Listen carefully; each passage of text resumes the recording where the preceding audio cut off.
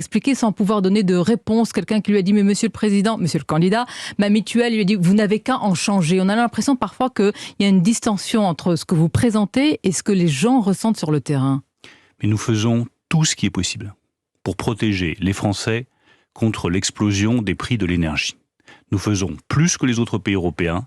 Nous faisons le mieux possible et nous adaptons les dispositifs au fur et à mesure pour répondre à ce qui se passe sur le marché de l'énergie. Peut-être que demain, il faudra un dispositif qui soit plus ciblé sur ceux qui n'ont pas d'autre choix que d'utiliser leur voiture pour travailler et qui auront besoin d'une aide plus importante. Elle peut être plus ciblée et plus importante pour ceux qui font des dizaines de kilomètres chaque jour pour se rendre sur le travail, parfois même encore davantage. Mais ce que je veux dire aussi et rappeler avec beaucoup de force, c'est que Emmanuel Macron a été pendant 5 ans le président du pouvoir d'achat.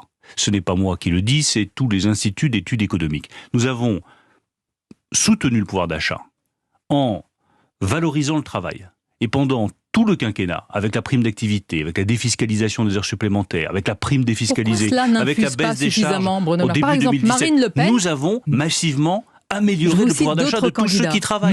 Emmanuel Macron a été le président du pouvoir d'achat. Nous le verrons dans les urnes. Mais quand il y a eu, je veux quand même le rappeler avec beaucoup de force, quand il y a eu ensuite la crise du Covid, mais qui a pris la décision de payer par l'argent public les salaires des Français?